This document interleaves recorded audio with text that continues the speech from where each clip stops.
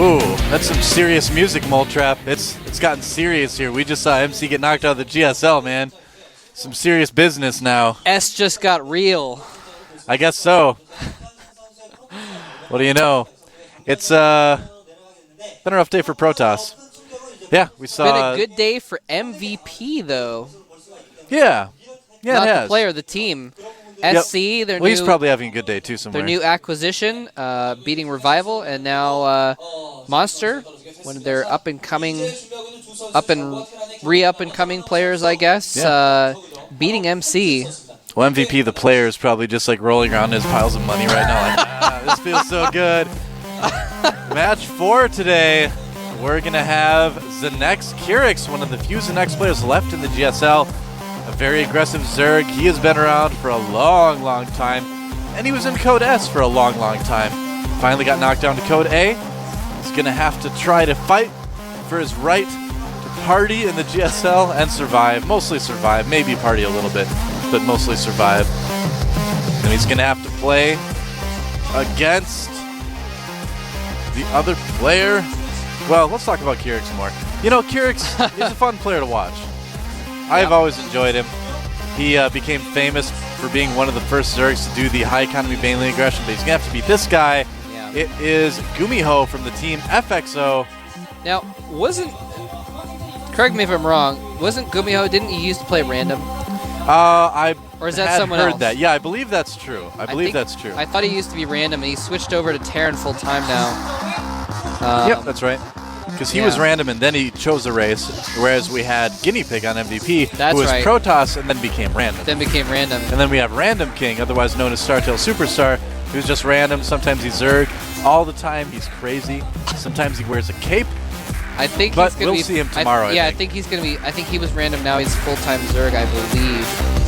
Possibly, but GuMiho. Yeah, we're going to see him He's a good later. Terran player. He's really good. He's got really good mechanics. A very good, solid player. I thought he performed very well in the Team League. Here's his chance to show his stuff in Code A. I'm excited to have him here. He has a solid winning percentage against Zerg, which is going to be good for him. Although he hasn't played a Zerg in a while. He's played some last month in one of the iCup tournaments, but or now ESB tournaments. But on the other hand, Kyrix actually hasn't been doing very well. He's actually got a 31% win rate against Terran. He's lost 8 of his last 10 games against Terran. He's not been playing well at all. So GuMiho, I think, definitely has the advantage here. We're going to find out, though, here in game number 1 if Kyrix can stay alive in Code A after being dropped down from Code S, or if GuMiho is going to fail here. We're going to find out in just a minute on Metalopolis here at the GSL Code A.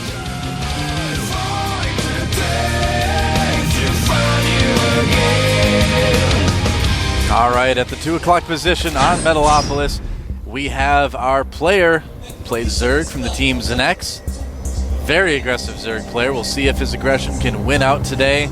He is Zenex Kyrix. There he is, Kyrix. And over at the top of the map, or up at the top of the map, I guess, we have our blue Terran player from the team FXO. FXO GuMiho. Some people say he looks like Leenock. I guess I can kind of see it. I sort of see the resemblance. I wouldn't have thought so if you hadn't said it. I don't know. Thanks to Sony Ericsson and G-Skill for sponsoring the GSL this season. Appreciate it, guys. And this Overlord, huh? Well, he spotted the command center, but what he's going to do is go over and see if he can spot the barracks. He didn't actually spot the command center. Oh. Yeah. What the? Did he think he went in far enough? That just looks like one confused Overlord. He's like, oh, now he spotted it. Okay. Okay.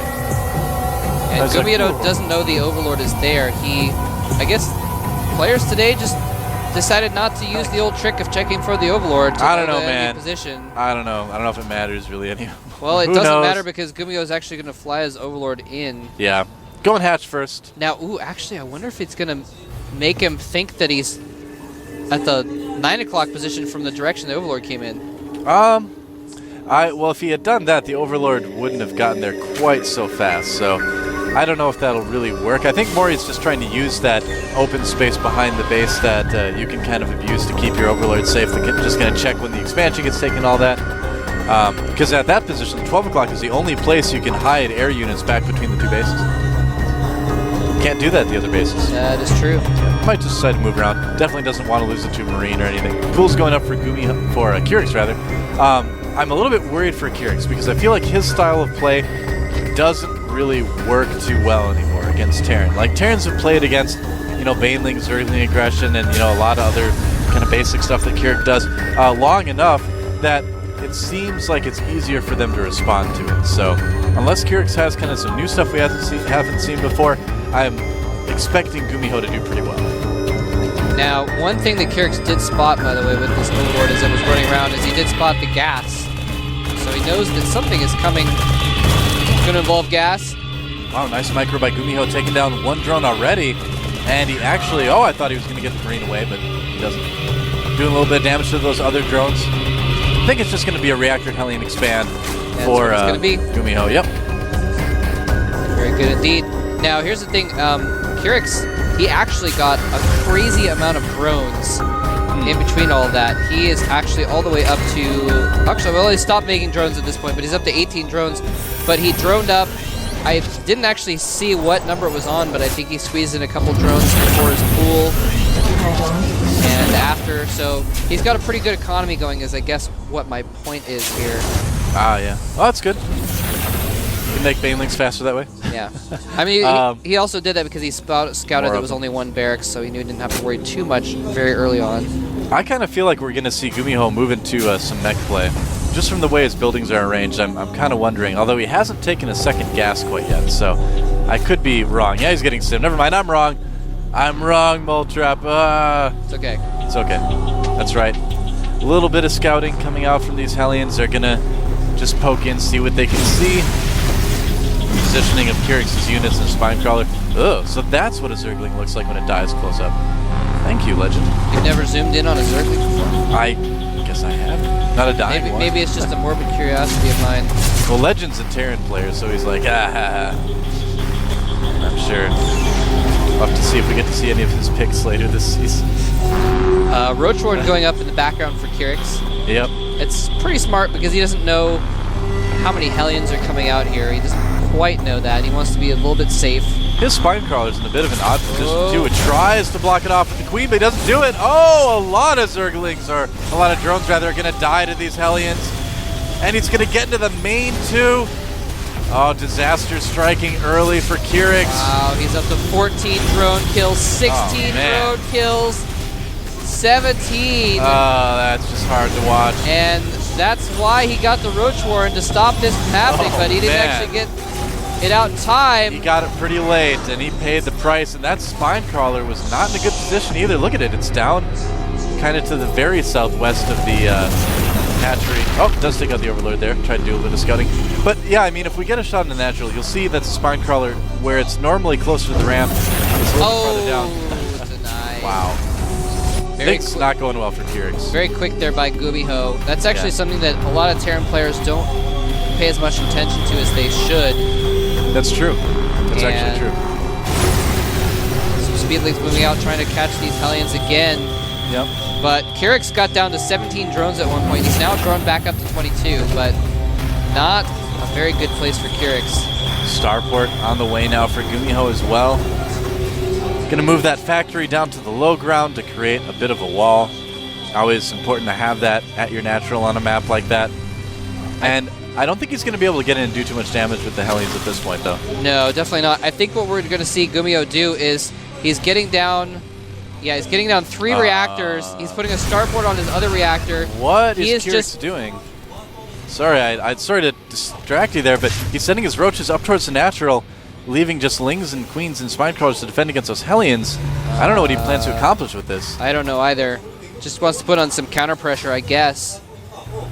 But maybe catch some SCVs off guard with the expansion. Anyway, basically what I was going to say, though, is GuMiho's just going to power off 2 bases and just kill Kyrix right now. Yeah, he's going to kill these roaches first. Slow isn't done yet, but yeah, with Stim finishing, he's going to kill that, taking very little losses, even running 1 Marine back to keep it alive. Yeah, GuMiho is playing great in this game so far. And those Hellions need to be careful, though. Whoa, nice little juke by those Hellions. Gets them all the way just safe and sound. Yeah, it was nicely done. Tried to trap the Hellions with the Ling so the roaches could kill him, but didn't happen. The medevac, first medevac is going to go ahead and drop those Hellions into the Zerg base where he has no vision of the outside of his base right now. Yeah, this could be really dangerous for Kyrix. Here they come. It is barbecue time. I'm getting hungry just watching this. Up. Oh, splits him at the last second. Nicely done. Oh, one Hellion does get surrounded. Good parking the Hellions between the minerals like that is going to be able to kill a couple Zerglings, but didn't quite work as well. Very good control there by Kyrix. At first, I thought he was going to just well, it was a light him close up call. for roasting, but then he split a few off to distract the Hellions and stop them from pursuing, so it's a good move.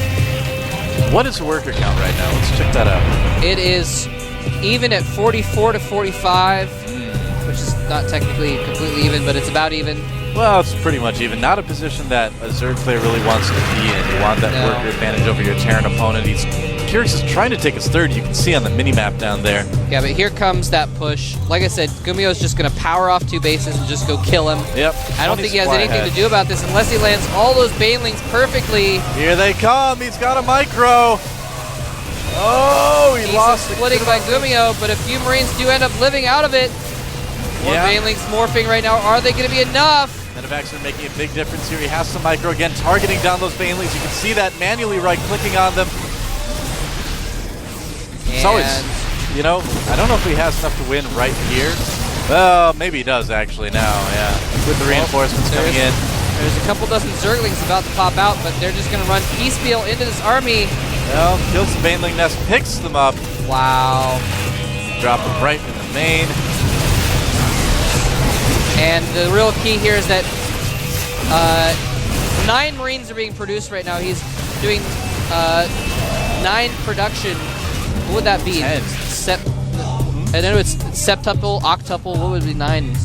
I don't know. I don't know what 9 tuple is. I don't know, but he's making 10 anyway, so who cares? He's Deca building Marines. Point being, he's just powering out so many units that Kyrix cannot keep up. He's going to eventually lose the battle. Well, this is a style that's very similar to what his former teammate SC did quite a bit. A lot of Zerglings coming out, but not enough. Could be the end of the game right here. Yeah, GG. GuMiho takes game number 1.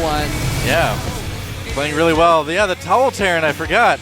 Yeah, there he is. He's the Towel Terran. Yeah, you told me about that. I was like, what? Yep. I didn't know that. I didn't realize that before. His hands get a little bit sweaty when he plays. It's okay. Don't worry. He's still a great Terran player.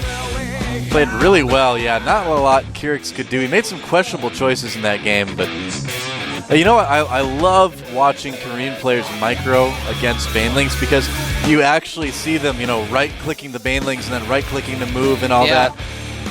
Really good micro. Something that I've been told players don't really do outside of Korea. Yeah, you don't see it as much with the Western players. You know, some of the Western players that have, Western Terrans that have come here and Zergs, and they say, you know what?